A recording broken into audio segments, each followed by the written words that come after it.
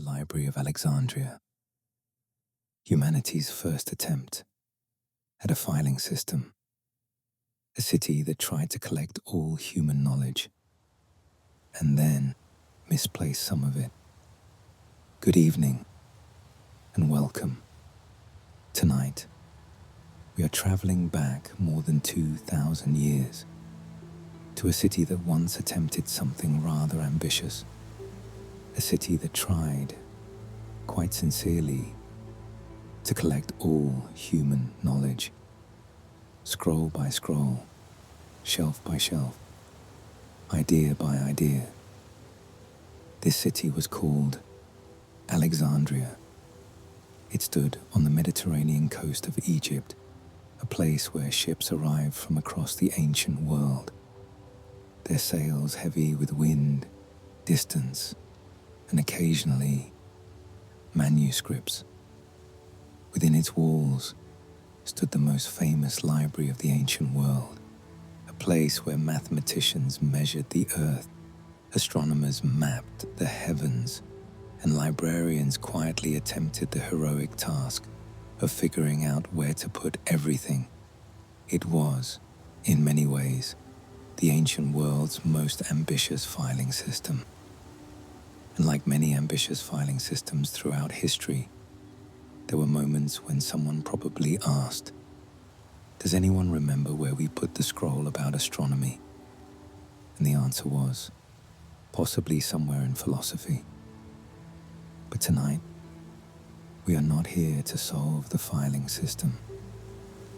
We are here to wander gently through the city itself, through its harbors, its quiet libraries, its scholars and rulers, its lamps glowing beside papyrus scrolls, a place where curiosity once gathered, like starlight reflected across the sea.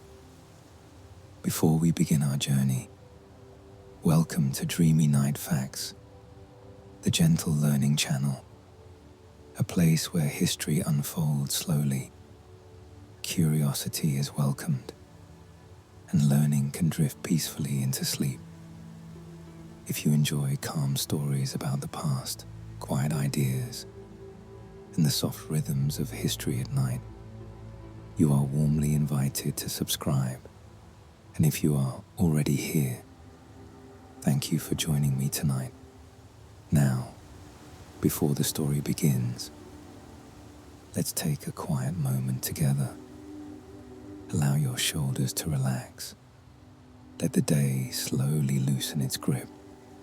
Take a slow breath in and gently release it.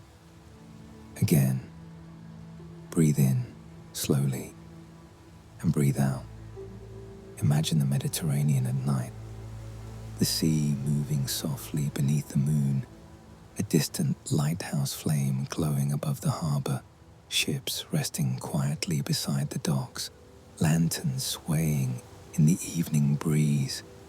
Somewhere in the city, a scholar sits beside an oil lamp, unrolling a scroll that has traveled across the sea. The night is calm, the city is quiet, and the story of Alexandria is about to begin. So settle in comfortably, let your breathing slow, and we will begin our gentle journey into the ancient city that once tried to gather all the knowledge of the world. But Alexander was not only thinking about ships, he was thinking about legacy. He wanted a city that would outlast him, which, to be fair, is a bold plan for someone who did not intend to live much longer. And so, Alexandria was designed, not grown slowly over centuries, not layered organically like older cities. Designed, it had wide avenues, straight streets, a grid pattern, order imposed upon the coastline. There is something revealing about this. From the beginning, Alexandria was a city of intention. It was meant to connect worlds. Greek language, Egyptian land, Mediterranean trade routes.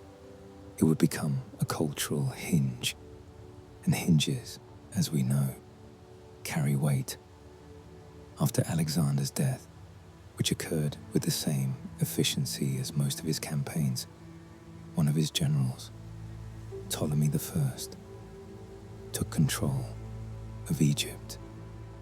Ptolemy did something interesting. Instead of continuing to conquer outward endlessly, he decided to consolidate. He wanted Alexandria to become not just powerful, but brilliant. There is a difference. Power builds walls, brilliance builds libraries. And somewhere in the royal court, an idea began to form. What if they gathered every book? Not most books, not important books, every book. It was, in fairness, an extremely confident plan. The known world at the time included Greece, Egypt, Persia, parts of India, and beyond. The Ptolemies believed knowledge could be centralized, collected, copied, organized, stored safely in one magnificent institution. This was the birth of the great Library of Alexandria, and also, perhaps, the beginning of history's most ambitious filing system. The harbor of Alexandria became busy. Ships arrived carrying grain from the Nile, wine from the Aegean, spices from distant trade routes. The library itself was not simply a building full of scrolls. It was part of a larger institution called the Mauseon, a place dedicated to the muses, a research center, an early university. Scholars lived there. They ate together, debated together, wrote, calculated, measured. They were paid by the state. Imagine that. A government-sponsored think tank in the ancient world. Mathematicians refined geometry. Astronomers studied the stars. Geographers attempted to calculate the size of the Earth. And remarkably, they came very close. There is something deeply calming about this image. Oil lamps glowing softly, papyrus unrolled carefully, quiet arguments about numbers, the sea air drifting through colonnades. The optimism was palpable. Knowledge could be gathered, preserved, protected from chaos, and if the shelves were built wide enough, perhaps even completed, a very human assumption. The people of Alexandria believed that knowledge, once collected, would remain stable, contained, organized. This assumes two things. First, that knowledge is finite. Second, that humans are very good at maintaining large, complicated systems over time. History would eventually test both of these assumptions. But for now, the city was young, the shelves were full, the scholars were confident, and somewhere within those walls, someone was almost certainly saying, "I have devised an excellent cataloging method. We will return to that method very slowly. Take a breath. The harbor is quiet tonight. The scrolls are safe, and the ambition of Alexandria is just beginning." The library machine, how they tried to organize everything. If you decide to collect all human knowledge, you eventually face a practical problem. Where do you put it? Which sounds like a philosophical question, but quickly becomes a shelving problem. The Library of Alexandria was not merely a room filled with scrolls. It was a system, or at least an attempt at one. Scrolls arrived constantly, from Athens, from Rhodes, from cities along the eastern Mediterranean, from scholars passing through the harbor. Each scroll represented someone's idea: a theory about medicine, a poem about love, a treatise on geometry, instructions for building ships, philosophical arguments about the nature of the universe, and every single one of them needed a place. The rulers of Alexandria were determined that knowledge should not simply pile up. It should be arranged, catalogued, accessible, which is exactly the sort of ambition that sounds perfectly reasonable until the scroll count reaches several 100,000. At that point, organization becomes important. And so, the librarians of Alexandria began constructing what may have been the world's first large-scale cataloging system. They were inventing library science without the benefit of previous librarians to complain about the system. One of the key figures in this effort was a scholar named Callimachus. Callimachus was not only a poet, he was a meticulous thinker, which is exactly the sort of person one hopes will appear when several 100,000 scrolls need arranging. He created a massive catalogue known as the Pinnaces. This catalogue was not a simple list. It was a carefully structured guide to the entire collection. The Pinnaces organized works into categories: philosophy, medicine, history, poetry, mathematics, drama.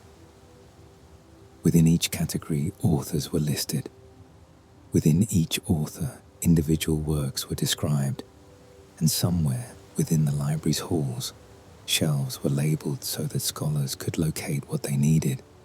It was, by ancient standards, an extraordinary system, and by modern standards, still rather impressive, because Callimachus was attempting something humanity had rarely attempted before. He was trying to map knowledge itself, which, as projects go, is only slightly more ambitious than mapping the entire universe. One complication, however, was the format. These were not books with neat covers and titles. They were scrolls, long rolls of papyrus. When a scholar wished to read a text, the scroll had to be unrolled slowly, a little at a time, which meant that finding a specific passage required patience and sometimes memory. Imagine searching through a scroll 20 meters long for a single paragraph, a task that would test the patience of even the most dedicated philosopher. Now imagine doing that while several hundred other scrolls surround you. Suddenly, the catalogue system begins to feel less like bureaucracy and more like a survival strategy. This explains why cataloguing mattered. Without order, the library would quickly become chaos. With order, it became something close to a map of the intellectual world. The copying rooms. Another part of the library machine was the scribes, rows of them, quietly copying texts, papyrus sheets laid carefully on tables, ink mixed with careful precision, hand after hand reproducing works so they could survive.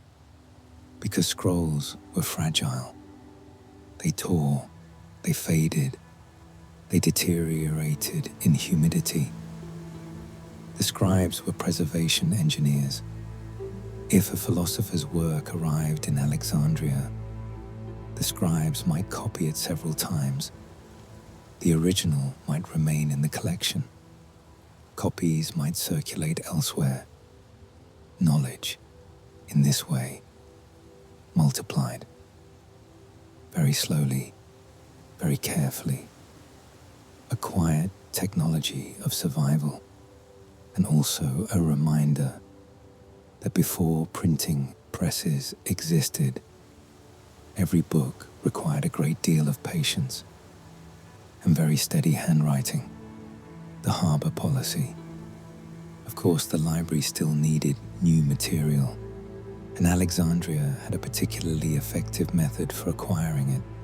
Ships entering the harbor were inspected, not aggressively, not rudely, just thoroughly.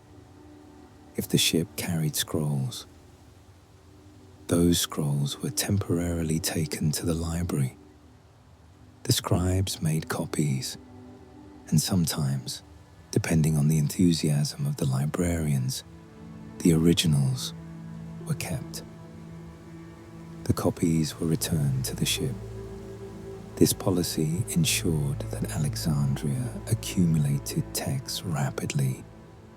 It also ensured that visiting merchants occasionally sailed away, slightly confused about which version of their book was the original.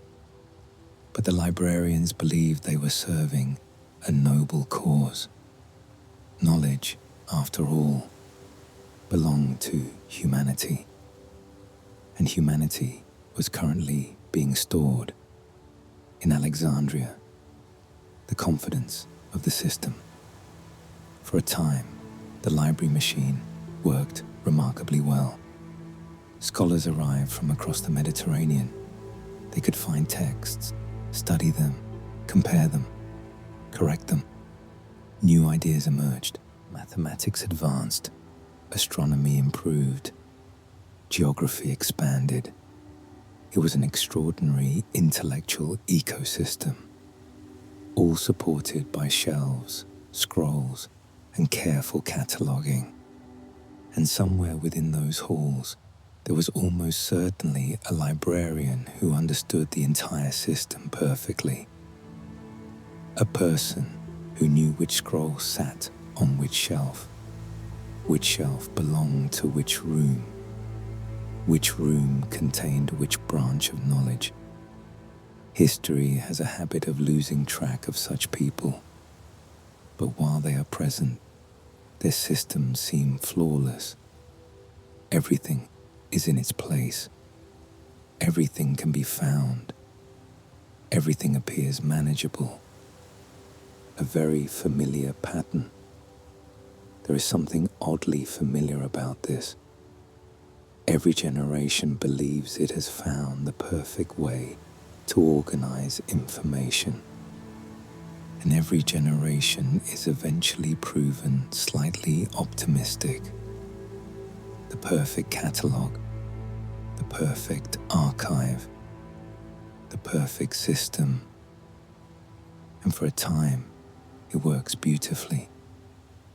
Until new knowledge arrives, until collections grow larger, until the world expands beyond the shelves prepared for it. Alexandria was the first place to experience this on a grand scale. They were not simply organizing books, they were organizing civilization's ideas, which is admirable and slightly dangerous, because knowledge has a habit of multiplying faster than the shelves designed to contain it. A lesson that librarians, archivists, and modern computer engineers continue to rediscover with impressive regularity. Imagine the Library of Alexandria at night. Oil lamps flickering softly, scrolls resting in their wooden containers, the sea breeze drifting through open courtyards. Somewhere, a scholar debates geometry. Elsewhere, a scribe finishes copying a poem. And in the archive rooms, the catalogues sit carefully arranged. The system appears stable, ordered, complete. And if you ask the librarian on duty whether the library could contain the knowledge of the world, he might smile gently and say yes. After all, everything is filed, everything is labeled, everything is exactly where it should be. For now, night in the library courtyard.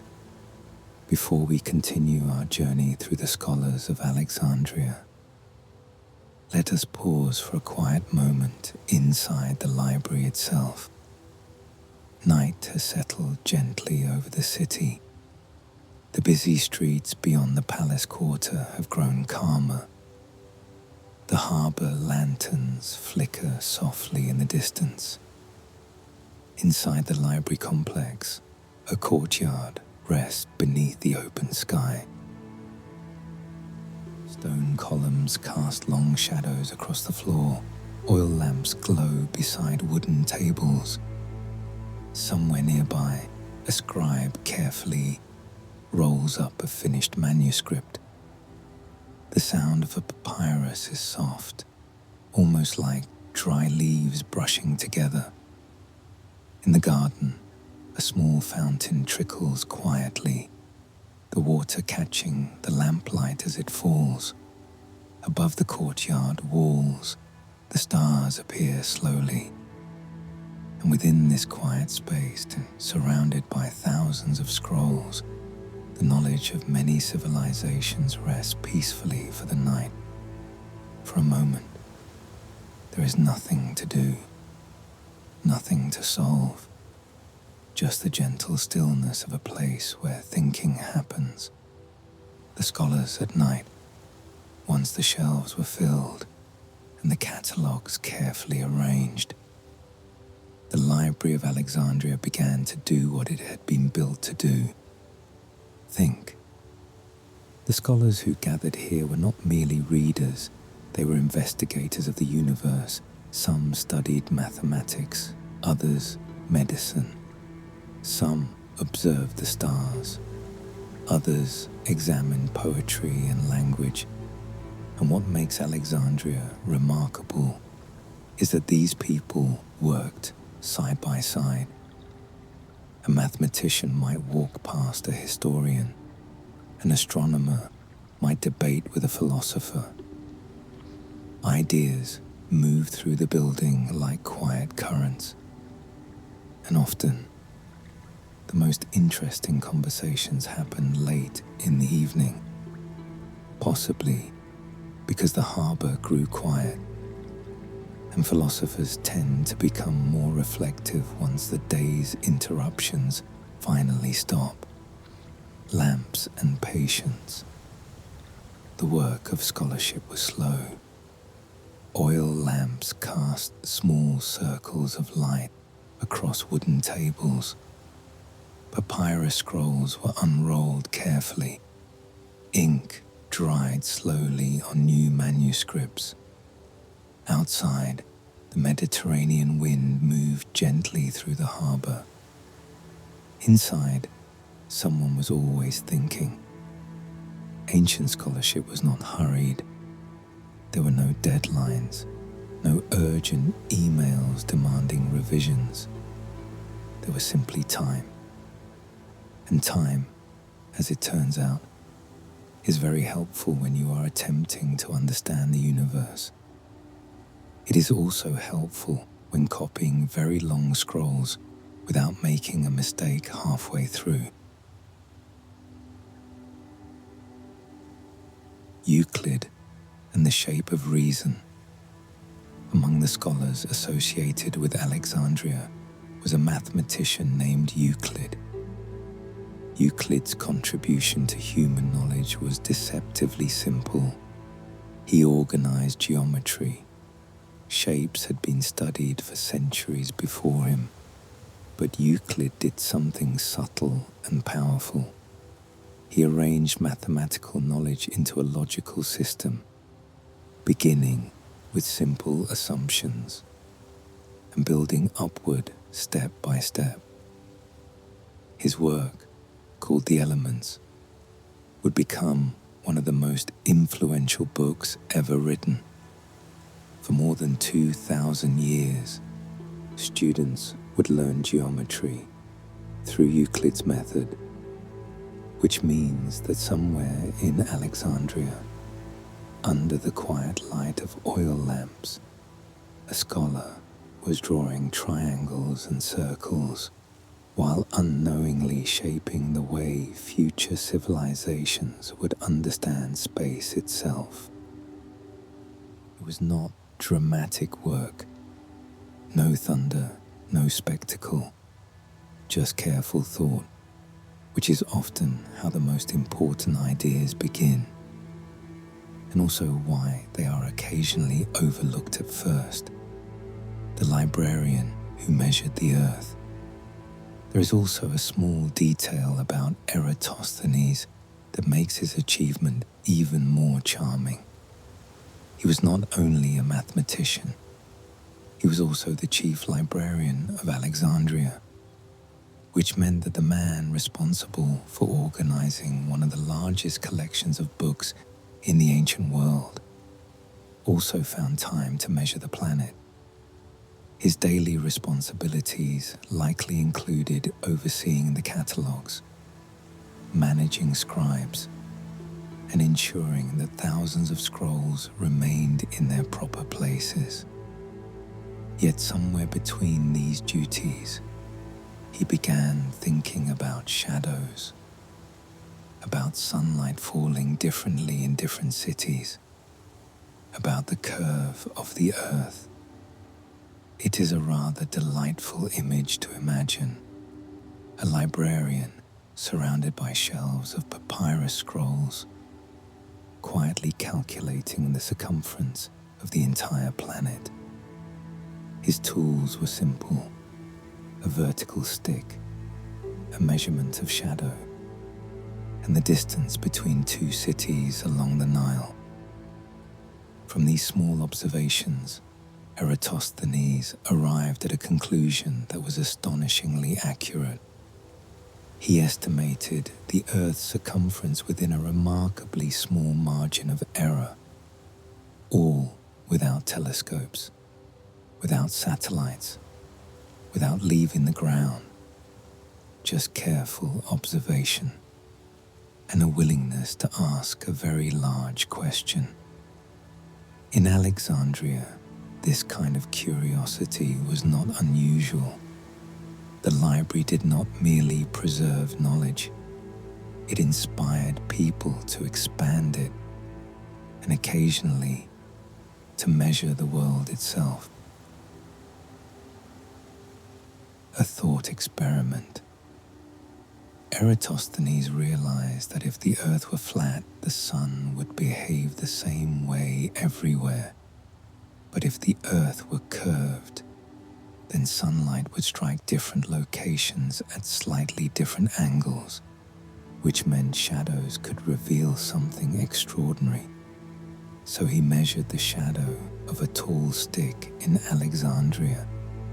Then he compared it with the shadowless wells in Syene.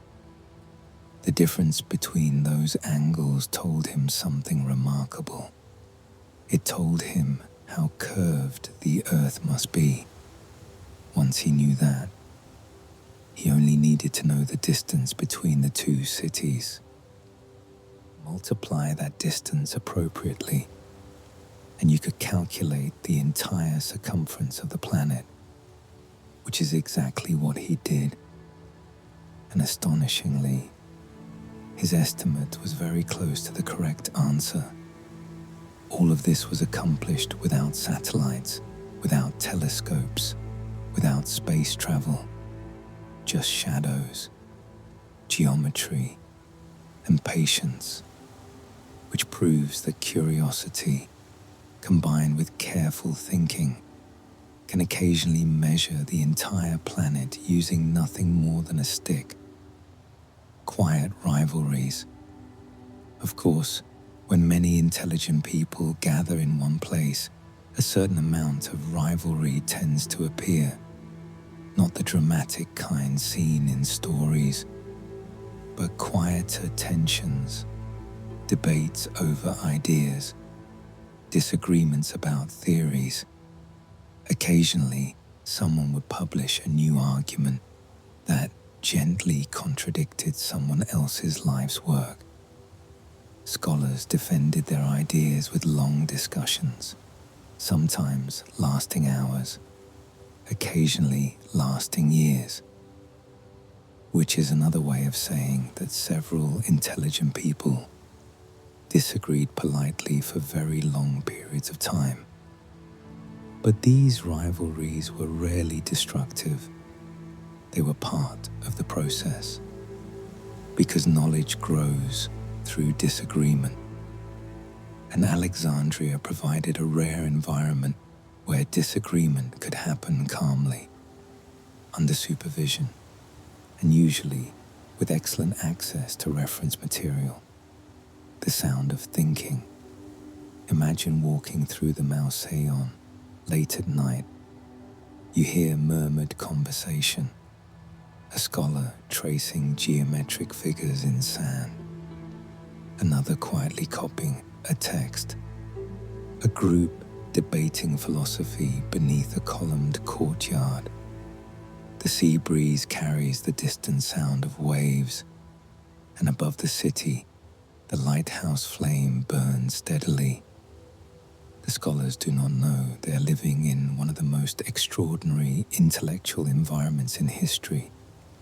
To them, it is simply their workplace, a place where ideas are examined, arguments tested, measurements refined, and slowly, very slowly, the understanding of the world expands, often one careful observation at a time.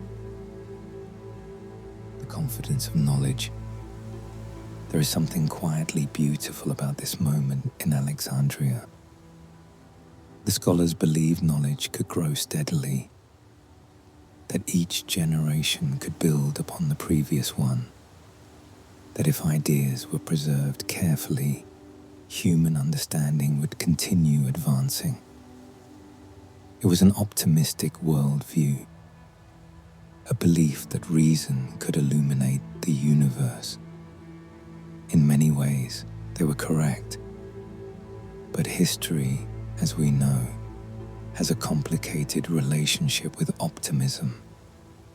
For now, however, the scholars continue their work. Triangles are drawn, shadows are measured, scrolls are copied, and somewhere inside the library, a mathematician looks at a diagram of the earth and realizes something profound. The world is not small, it is vast. And the shelves of Alexandria, impressive as they may be, are only the beginning. A gallery of minds, the thinkers who passed through Alexandria. The Library of Alexandria was never simply a building. It was a meeting place. Not all of the scholars who shaped its reputation lived there permanently. Some studied there briefly. Some visited. Some relied on the texts preserved within its walls. But together, their ideas formed a quiet constellation, a network of minds connected by curiosity. If you walked through the halls of the library at different moments in its long history, you might have encountered people whose thoughts would echo across centuries. Let us pause for a moment and meet a few of them. Hero of Alexandria was one of the most brilliant engineers of the ancient world. He lived in Alexandria around the 1st century AD, and he likely taught at the scholarly center associated with the Library of Alexandria. His greatest contributions were in the fields of engineering, mathematics, and early automation. He designed the aeolipile, the first recorded steam-powered device in history. With it, he demonstrated how steam could create motion, an idea that would much later become the foundation of modern steam engines. Hero also created remarkable mechanical systems, temple doors that opened automatically using heat and changes in air pressure, and one of the first coin-operated machines, designed to dispense holy water. In mathematics, he developed Hero's formula, a method still used today to calculate the area of a triangle, using only the lengths of its sides. Together, his inventions and writings showed a deep understanding of mechanics, pressure, and automation, making him one of the earliest pioneers of engineering and demonstrating technological ideas that were centuries ahead of his time. But it was a reminder that the scholars of Alexandria were not only philosophers, they were engineers, experimenters, tinkerers, people who enjoyed discovering how the invisible forces of the world might be used. The translation that traveled the world. A story of 70 scholars and one very long project. Among the many languages spoken in Alexandria, one of the most important was Greek. The city had been founded by Greeks. Its rulers spoke Greek. Its scholars wrote in Greek. Yet the population of Alexandria was remarkably diverse. Egyptians lived there, merchants from Phoenicia, travelers from across the Mediterranean, and a large and vibrant Jewish community whose families had lived in Egypt for generations. Many of these residents spoke Greek in daily life, but their sacred texts, the Hebrew scriptures, were written in another language entirely. And so, at some point during the early centuries of Alexandria's history, an ambitious idea began to circulate. What if these ancient texts were translated into Greek, not summarized, not simplified, but carefully translated so that Greek-speaking scholars and readers could study them? A translation project. According to an old tradition, the project involves 70 scholars. These scholars were invited to Alexandria to undertake the enormous task of translation. 70 is a wonderfully symbolic number, large enough to sound impressive, small enough to imagine fitting comfortably into a room. Whether the number was exactly 70, or slightly more, or slightly fewer, is something historians still debate. Ancient writers were sometimes flexible with arithmetic, but the story captures something important. A group of scholars working patiently, scroll beside scroll, turning one language into another. It was not fast work. Translation rarely is. Even today, moving meaning from one language to another requires patience, and perhaps the occasional thoughtful pause. The Septuagint, the Greek translation that eventually emerged, became known as the Septuagint. The name simply means the 70. It is a quiet tribute to the scholars who undertook the task. Once completed, these translated texts began circulating widely. They could now be read not only by Hebrew speakers, but by the broader Greek-speaking world, which meant philosophers, historians, and curious readers across the Mediterranean could encounter ideas that had once been limited to a much smaller linguistic circle. Alexandria as a meeting place. This story reflects something essential about Alexandria. It was not merely a city of scholars. It was a crossroads of cultures. Languages overlapped, traditions met, ideas moved from one community to another. The library did not simply gather scrolls, it gathered perspectives. And sometimes, when two traditions met inside its halls, something new quietly emerged. A translation, a commentary, a new interpretation. The slow conversation of civilizations, a quiet achievement. The scholars who worked on this translation probably did not imagine how influential their work would become. They were simply performing a careful intellectual task, comparing words, debating meanings, adjusting phrasing, page after page.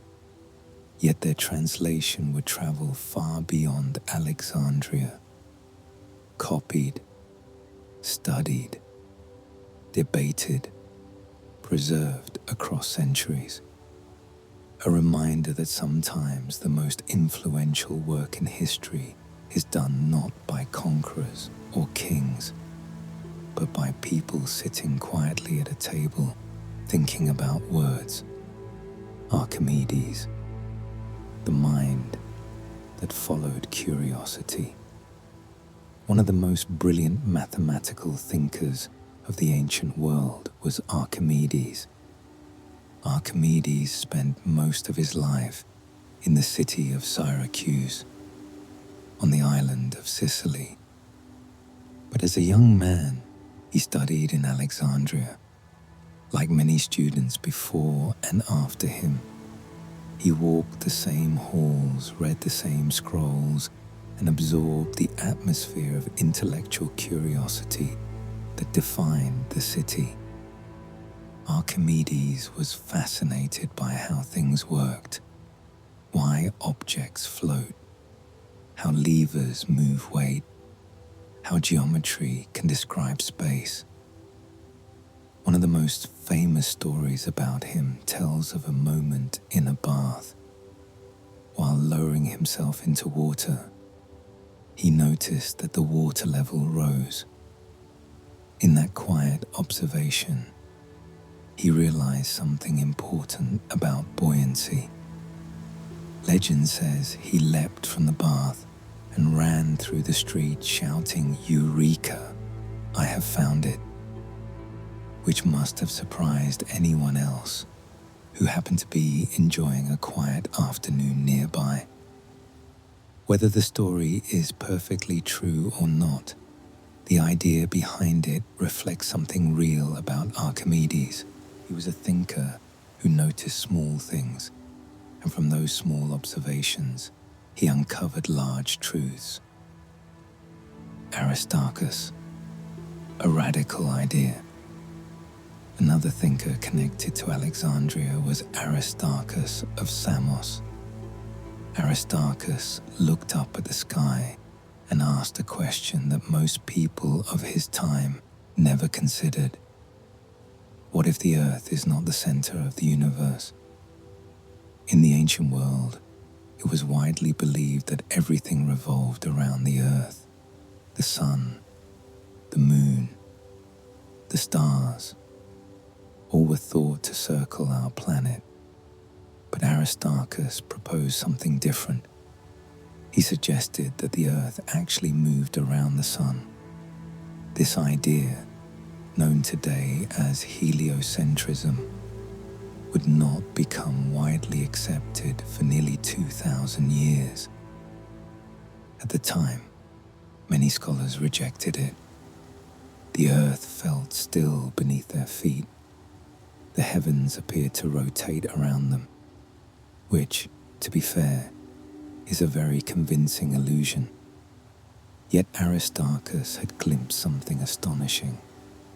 Sometimes the truth appears long before the world is ready to accept it, and sometimes ideas must wait quietly across centuries until someone else rediscovers them. Hipparchus, the patient observer of stars. Another figure whose work touched Alexandria was Hipparchus. Hipparchus spent long nights observing the sky, not casually, but carefully.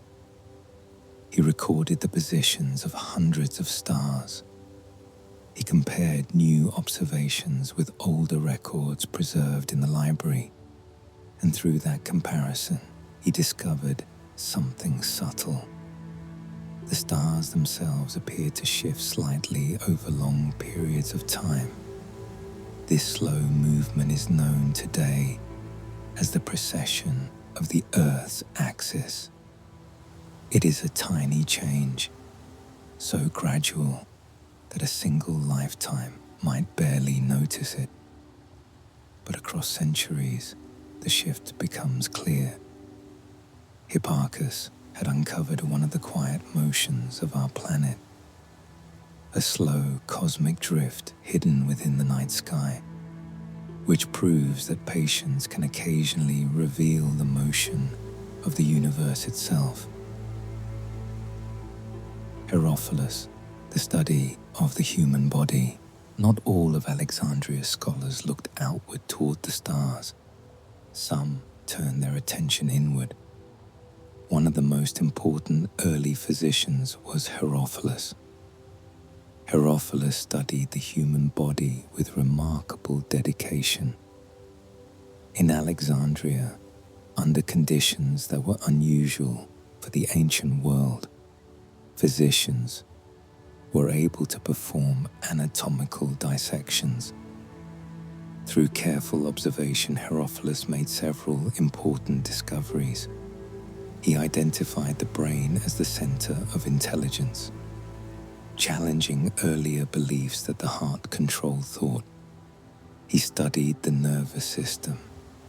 He described the structure of the eye. These discoveries laid foundations for later medicine. They also remind us that the Library of Alexandria was not only a place for philosophy and mathematics. It was also a place where people tried to understand life itself, which is a rather complicated subject to investigate. Hypatia, the last light of the library's tradition. Many centuries later, long after the early golden age of the library, a remarkable scholar continued Alexandria's intellectual tradition. Her name was Hypatia. Hypatia lived during the late Roman period, around the 4th and 5th centuries. She was a mathematician, philosopher, and teacher.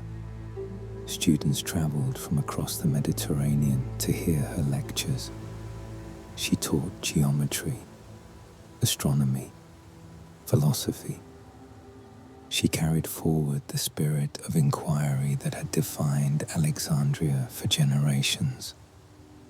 But by her time, the world around the city had changed. Political tensions were rising. Religious conflicts deepened. The quiet, scholarly atmosphere that once filled the city was fading. Hypatia's life came to a tragic end during a period of unrest. Yet her legacy remains powerful. She represents one of the final figures in the long story of Alexandria's intellectual tradition. A reminder that the pursuit of knowledge can endure even as the world around it changes. The lighthouse, the Tower of Pharos, rises above the harbor, stone tiers climbing toward the stars.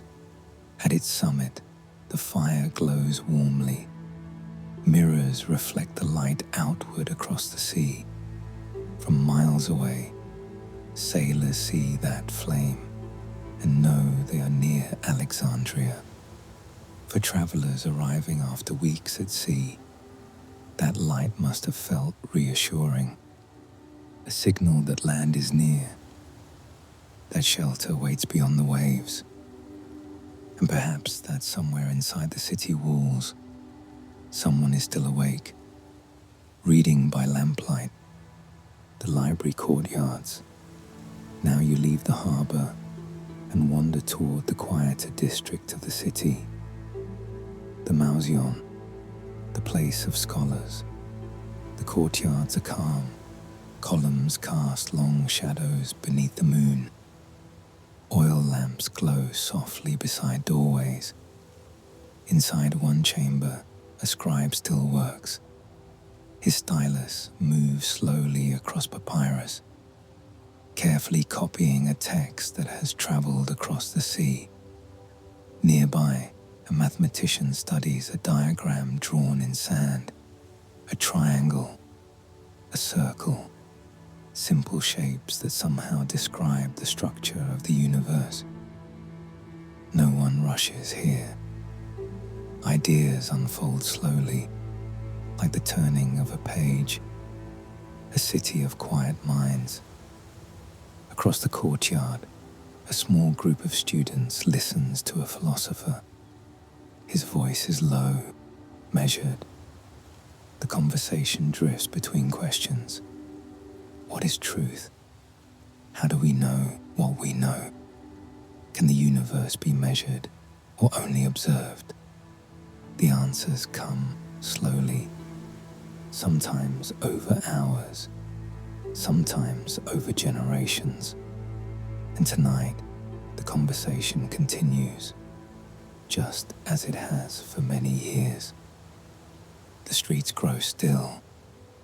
As the night deepens, the city grows quieter. Footsteps become less frequent. Lanterns dim. The harbor wind drifts softly through narrow streets.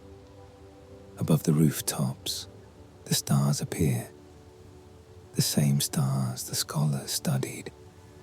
The same stars sailors followed across the sea. The same stars that watched Alexandria rise into greatness, and that will continue shining long after the city itself changes. History moves, empires shift, but the sky remains patient, a moment of stillness. You pause beside a quiet courtyard. The sounds of the city fade, only the distant sea remains. A single lamp flickers beside a doorway. Somewhere inside, a reader slowly unrolls a scroll. Words written centuries earlier, still alive in the present moment. The night in Alexandria is peaceful. A city filled with curiosity. A city that believed knowledge was worth preserving.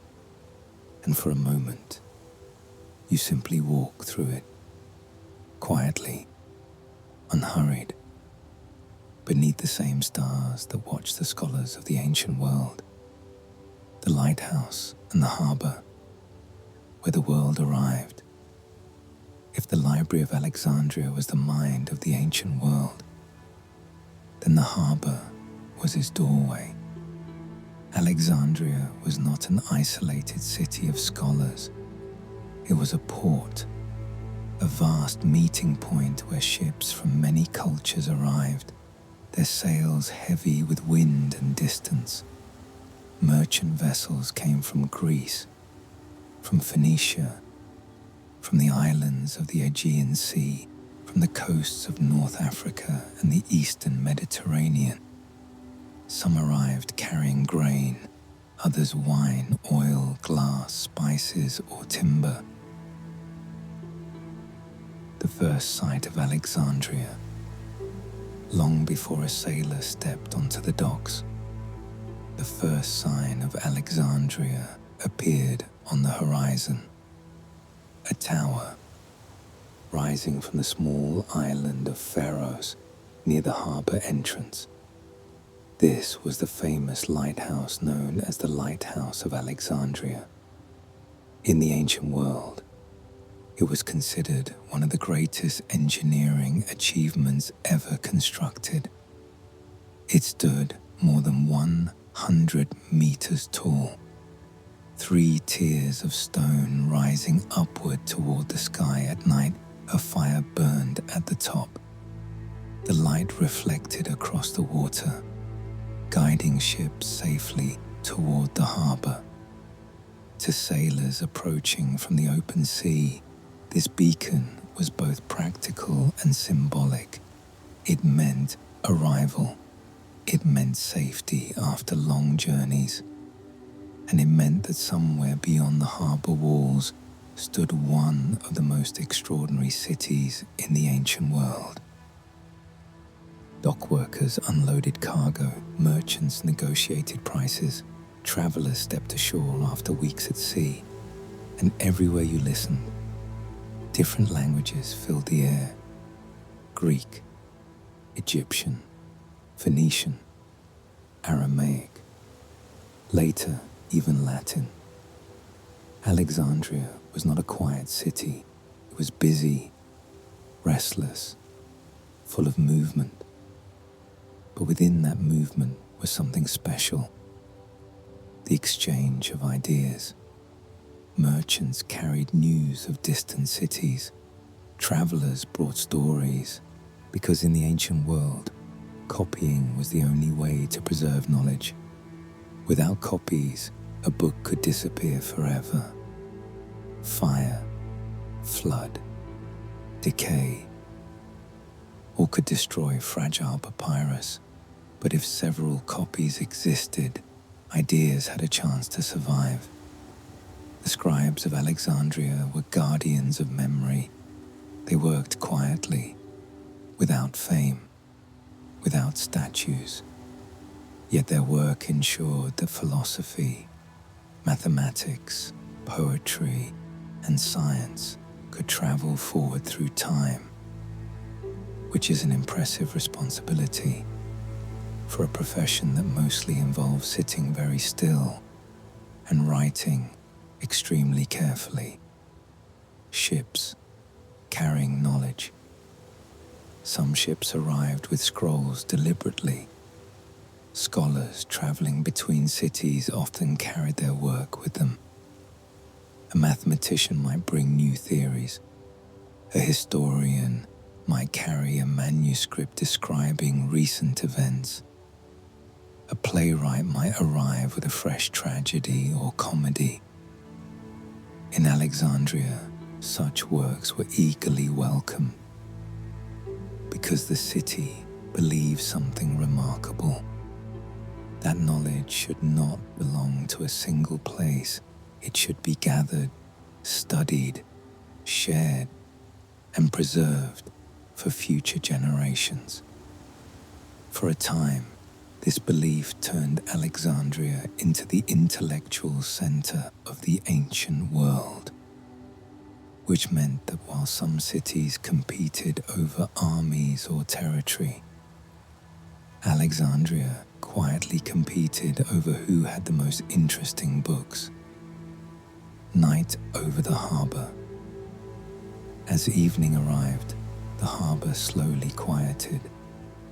Ships rested against wooden docks.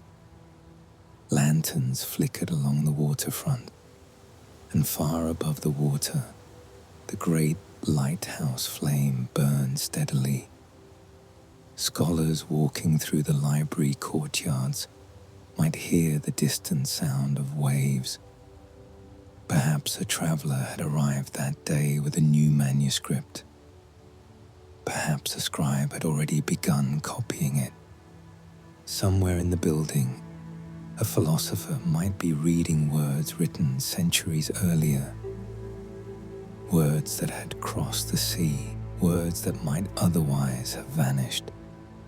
This was the quiet miracle of Alexandria, the gathering of memory, a place where ideas traveled across oceans and found a home on shelves of papyrus, occasionally after being gently borrowed from their original owners, the city that collected the world. Alexandria believed something very ambitious, that the knowledge of humanity could be collected, that ideas could be organized, that the wisdom of many cultures could live side by side. It was an extraordinary vision, and for several centuries, it worked. Ships continue to arrive. Scrolls continue to multiply. Scholars continue to debate beneath lamplight. The harbor remained busy. The lighthouse flame remained bright. And inside the library, the shelves slowly filled, until Alexandria held something almost unimaginable. A library attempting to contain the intellectual history of the world, which is a very bold project, especially when humanity keeps producing new ideas faster than anyone can catalogue them. But for a time, Alexandria came very close, the scholars watching the stars. When night fell over Alexandria, the harbor grew quieter. Ships rested gently beside the docks. Lanterns flickered along the waterfront, and high above the water, the great lighthouse flame continued its steady glow.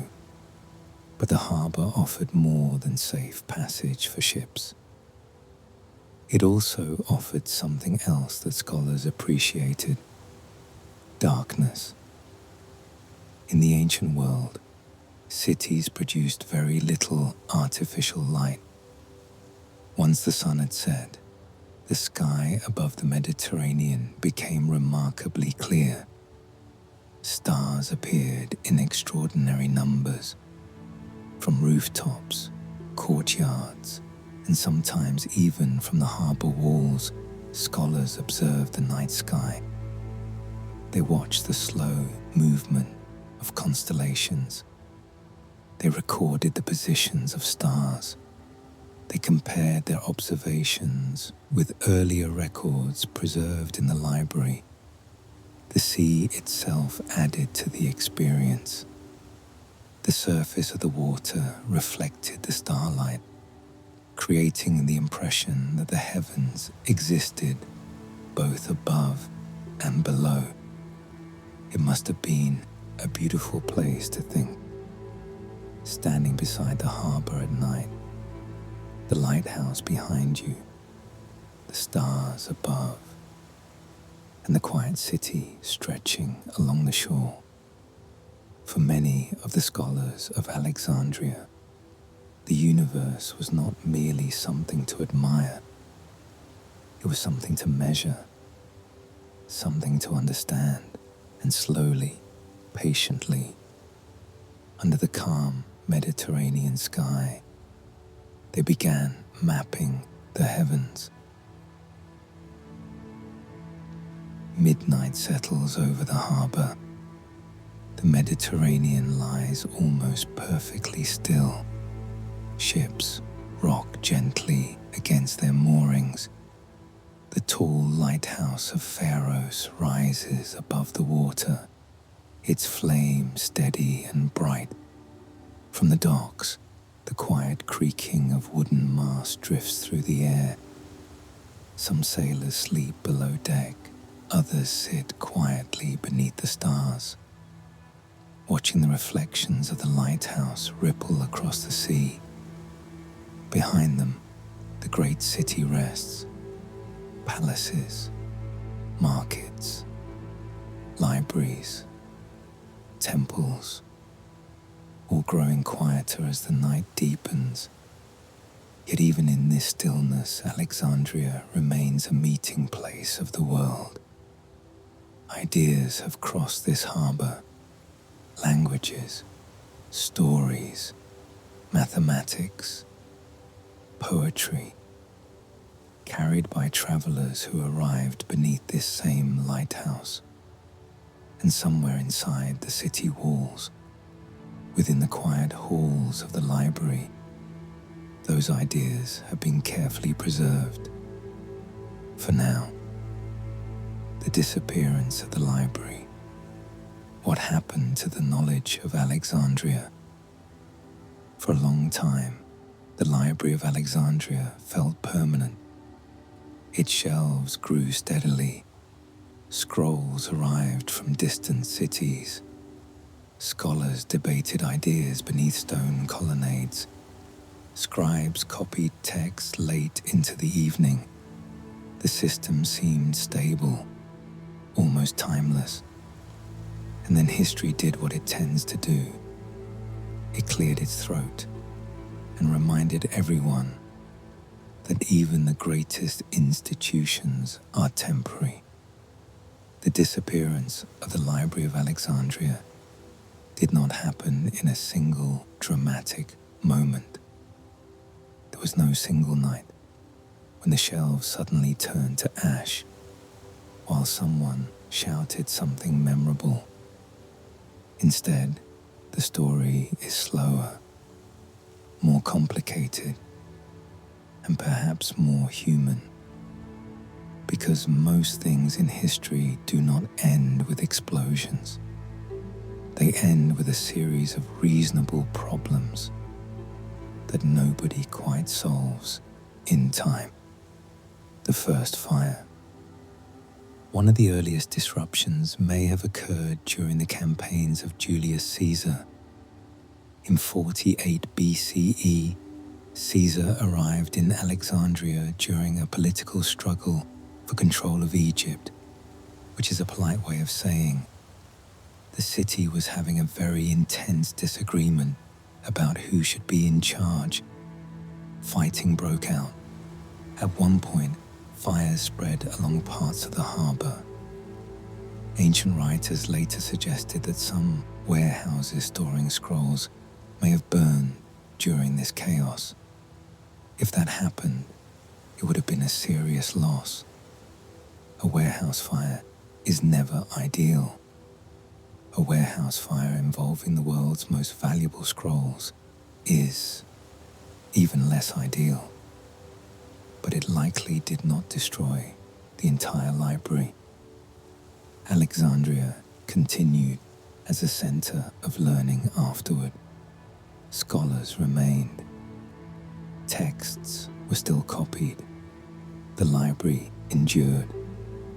For now, a library that changed over time. The Library of Alexandria was never just one building. It was more like a living organism. Collections grew, rooms expanded, texts moved. Over time, its scrolls were spread across several locations within the city. The main complex near the royal quarter was sometimes called the Mauseon, a place dedicated to the muses, the patrons of art and knowledge. Later, another important collection was housed within a temple known as the Serapeum. This secondary library helped preserve texts as the city changed. Because cities do change, empires shift, governments rise and fall, and intellectual institutions must adapt to survive. Libraries are not just shelves, they are budgets, they are buildings, they are staff, and they are the fragile daily decision to keep copying things, even when the world would rather spend money on something louder. Gradual decline. Over the centuries following Caesar's time, Alexandria remained an important city, but the political world surrounding it was evolving. Egypt eventually became part of the Roman Empire. Later still, the Roman world itself transformed. Economic pressures increased. Religious tensions sometimes surfaced. The city that once thrived on open intellectual exchange gradually became more complicated. Support for large scholarly institutions required stability and funding. When those conditions weaken, libraries become harder to maintain. Scrolls decay. Buildings fall into disrepair. Collections disperse, not in a dramatic collapse, more like a slow sigh. Knowledge does not vanish instantly. It fades, quietly. the destruction of the Serapeum. One of the most significant turning points occurred in the late 4th century, during a period of religious conflict within the Roman Empire. The temple complex known as the Serapeum of Alexandria was destroyed. The Serapeum had once housed an important part of Alexandria's library collections. Its destruction symbolized the end of a long era. By this time, however, the original Great Library had already declined. Many scrolls had likely been lost, moved, or scattered long before this moment. What disappeared at the Serapeum was not all knowledge, but it marked something important: the fading of Alexandria's intellectual tradition, the moment when the city's greatest project stopped being protected as essential and began being treated as optional, the slow dispersal of knowledge. It is tempting to imagine that all the scrolls vanished at once, but history rarely works that way. Texts travel, scholars move between cities, manuscripts are copied and recopied. Some works preserved in Alexandria likely survived elsewhere. Others did disappear, not because of a single fire, but because fragile materials eventually decay if they are not continually copied. Papyrus scrolls rarely last centuries.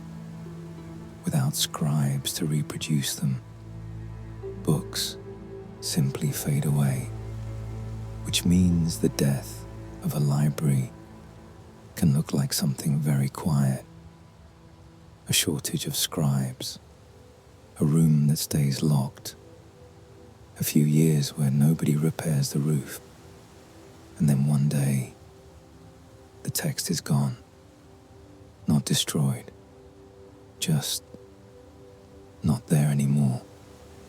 What was lost? It is difficult to know exactly how many works once filled the shelves of Alexandria. Ancient estimates vary widely. Some writers claimed hundreds of thousands of scrolls. Others suggested fewer. But we do know this: the library contained texts that are now gone. Lost plays, lost philosophical treatises, lost scientific observations, ideas that existed once and then slipped quietly out of history. This loss can feel mysterious, but it also reminds us how fragile knowledge once was. Today, we store information digitally across many locations. In the ancient world, a single manuscript might be the only copy in existence. If that copy disappeared, the idea could vanish with it, which is a slightly alarming system when you think about it. Humanity once kept its entire memory on something that tears easily and dislikes humidity, the knowledge that survived. Yet the story of Alexandria is not only one of loss. Many works preserved there influenced generations of scholars. Euclid's geometry continued to shape education for centuries. Eratosthenes' measurements helped expand understanding of the planet. Astronomical observations inspired later thinkers.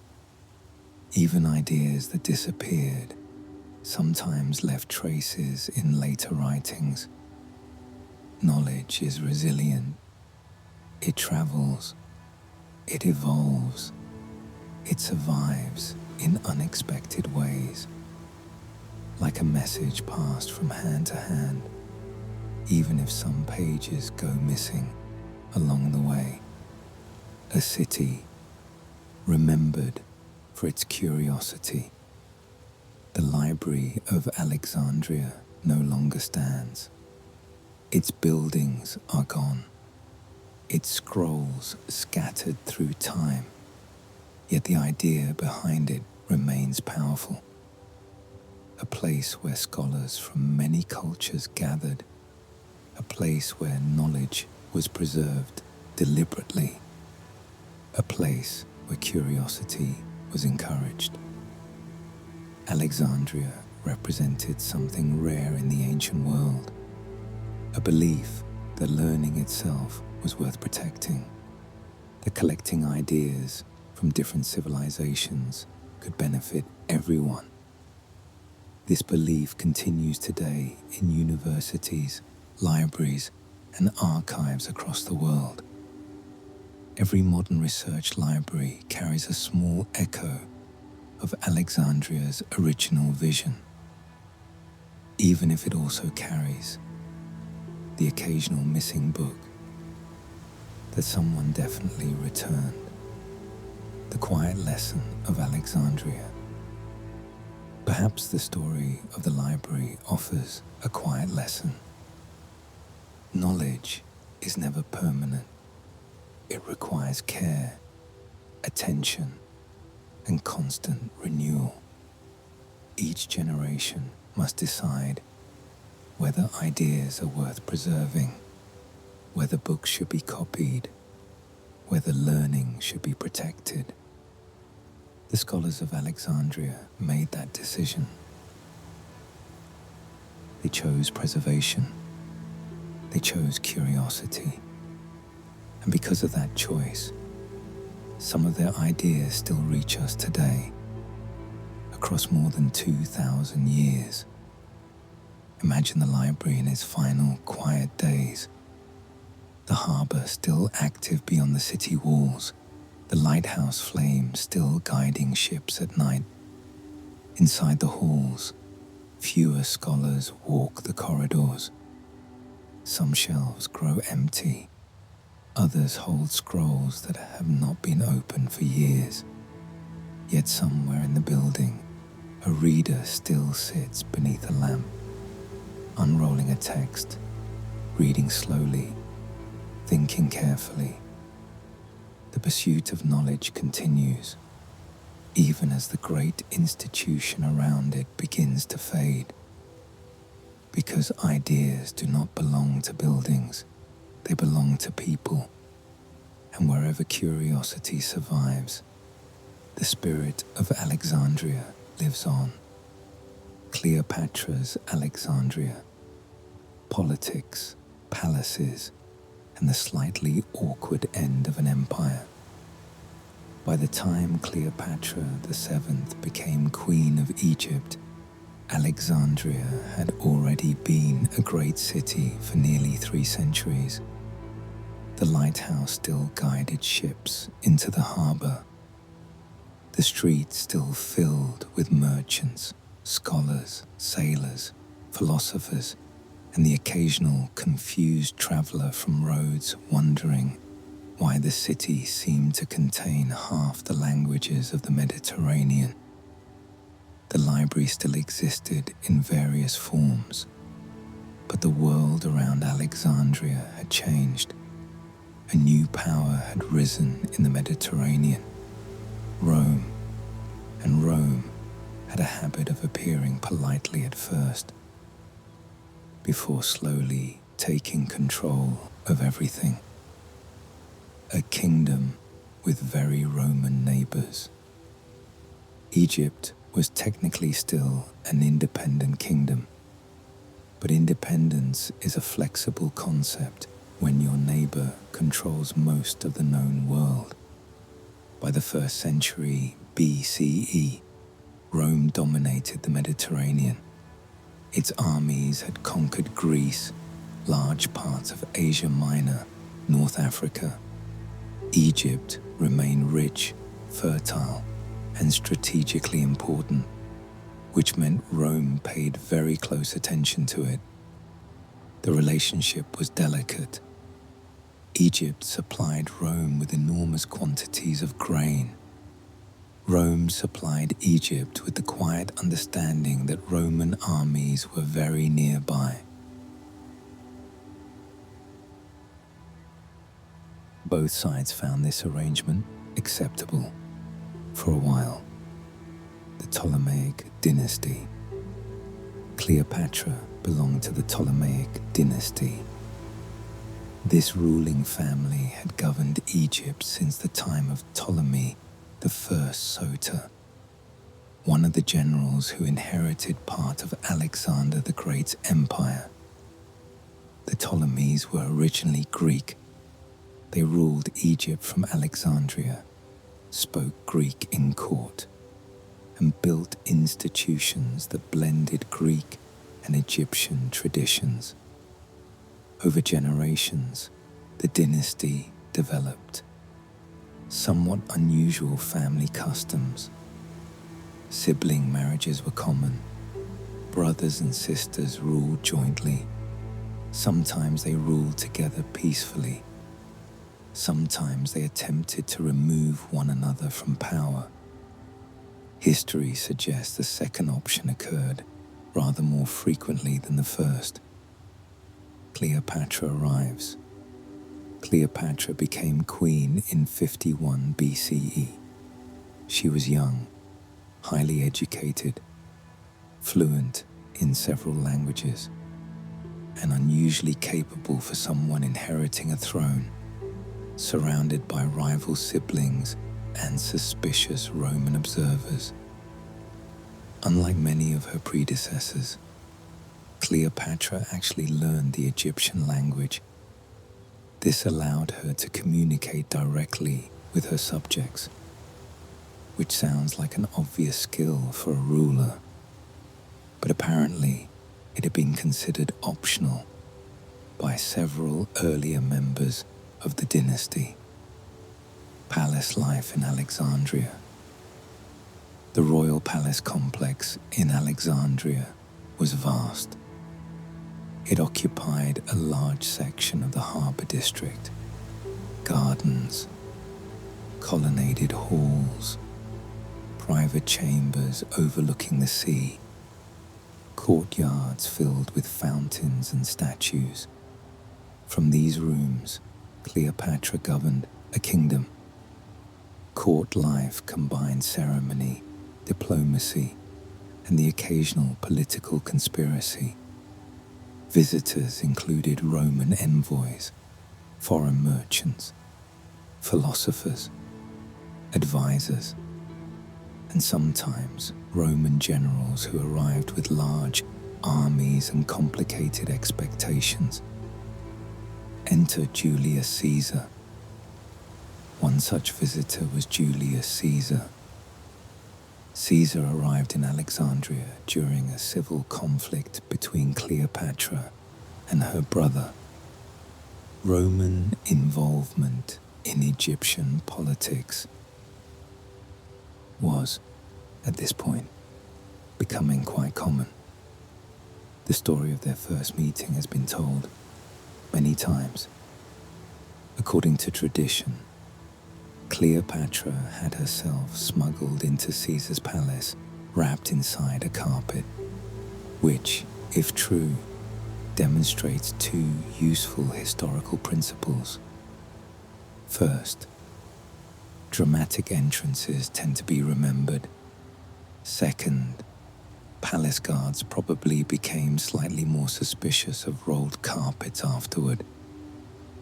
Whatever the exact details, Cleopatra and Caesar formed an alliance, political at first, personal soon after, and together they restored Cleopatra to power. Cleopatra and the theater of power. Cleopatra understood that politics was not only about armies, it was also about performance, royal ceremonies, public appearances, symbolic gestures. She presented herself as both a Hellenistic queen and an Egyptian pharaoh, sometimes even associating herself with the goddess Isis. Power in the ancient world often relied on spectacle. and Cleopatra was remarkably skilled at managing it. In a city already famous for theatre, she understood exactly how to hold the audience's attention. Enter Mark Antony. After Caesar's assassination, Roman politics became complicated, which is a polite way of saying several powerful Romans began competing for control of the entire republic. One of them was Mark Antony. Antony eventually formed an alliance with Cleopatra. Once again, politics and personal relationships overlapped. Together, they ruled large territories in the eastern Mediterranean. Alexandria became a center of this new power arrangement. For a time, it seemed possible that Cleopatra's kingdom might remain independent. But Rome was not particularly fond of rival power centers, especially wealthy ones, especially when led by charismatic rulers with impressive fleets. The Roman solution.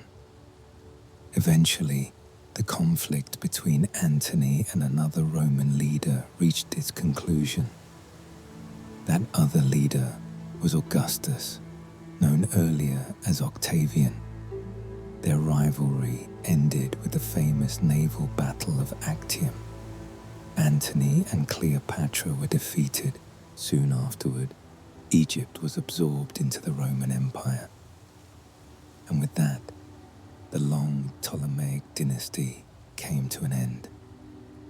Rome had solved the problem in the way Rome usually solved problems, by winning the war. The quiet irony. There is something quietly ironic about this moment in Alexandria's history. A city built to gather the knowledge of the world eventually became a prize in a much older competition. Power. Empires rise, empires compete, empires absorb one another, and the scholars, librarians, and philosophers who once debated geometry and astronomy inside Alexandria's halls had very little influence over these larger forces. Knowledge can illuminate the universe, but it does not always control politics.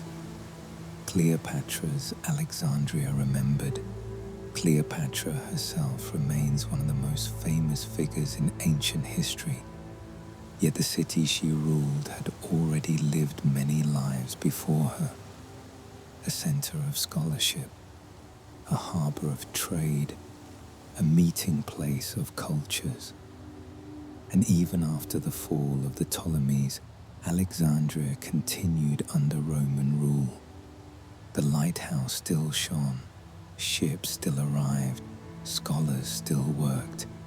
History rarely ends in a single moment, it simply shifts direction. Imagine Alexandria during Cleopatra's time. Roman ships anchored beside Egyptian vessels, the palace illuminated by evening lamps, scholars still reading scrolls beneath quiet courtyards, politics swirling above them, ideas continuing quietly below. Empires come and go, but curiosity has a remarkable habit of surviving, even in complicated times.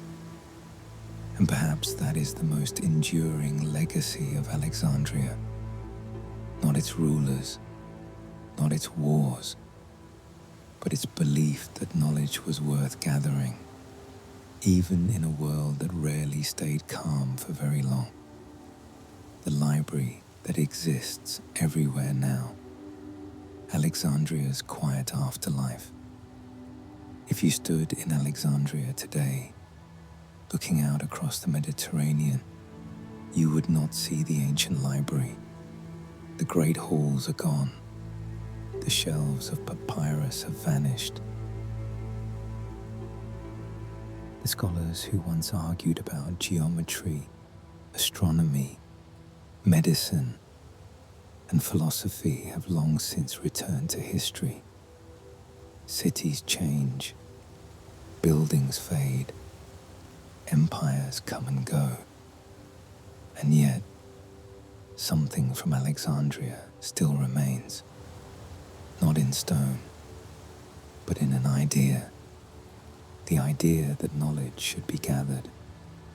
The people who built the Library of Alexandria believed something quietly radical.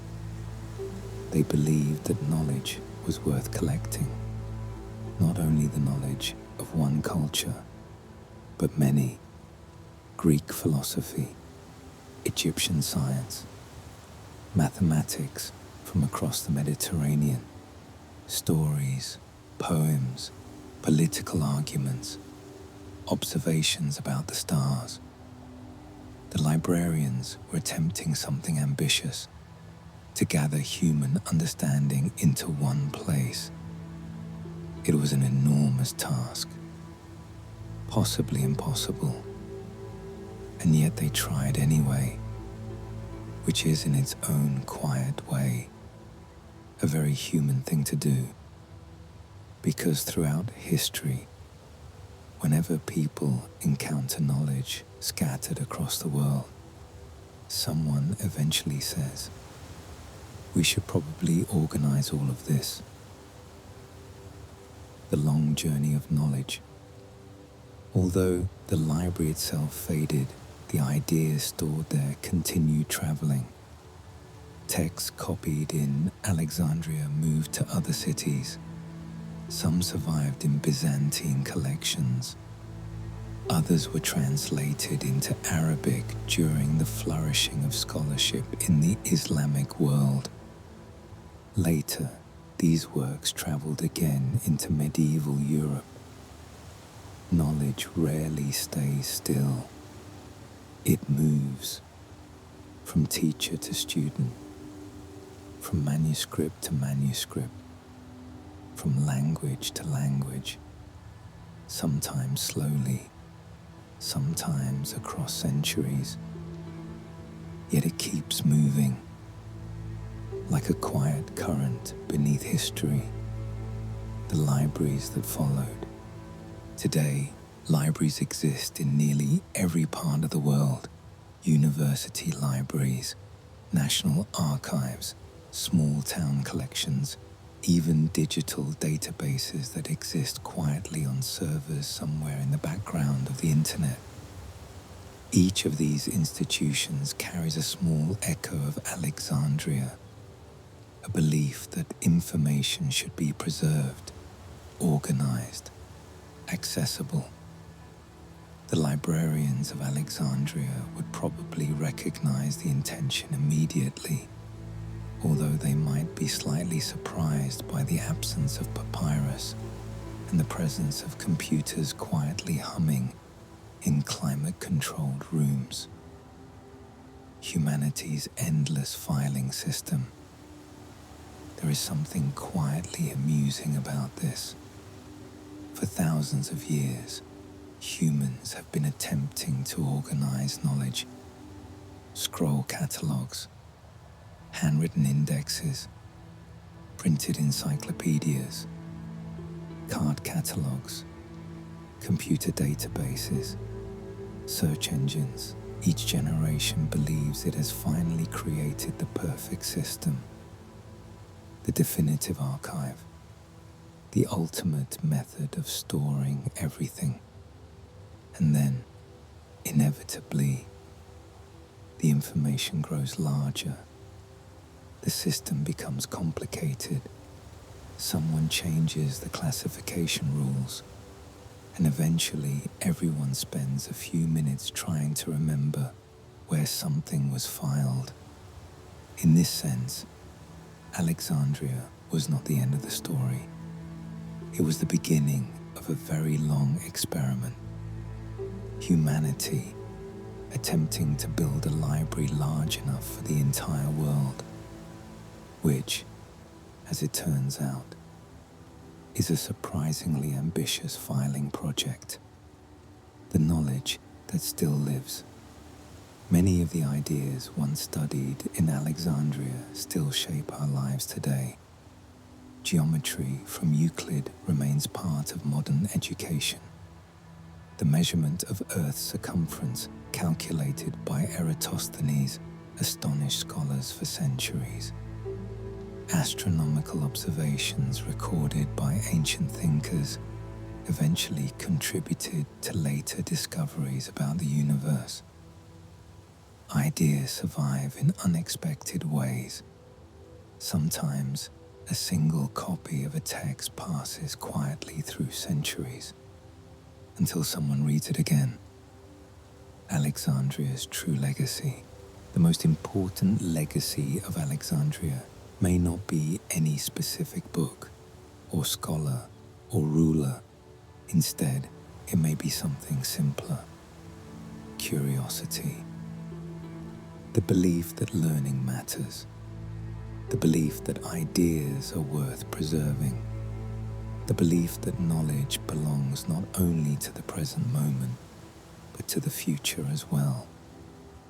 When the librarians of Alexandria copied scrolls late into the evening, they were performing a quiet act of optimism. They believed someone, someday, would want to read those words. And remarkably, many people still do. A quiet night in the ancient city. Imagine the city again. Night settling over the Mediterranean. The lighthouse flame glowing above the harbor. Ships resting quietly along the docks.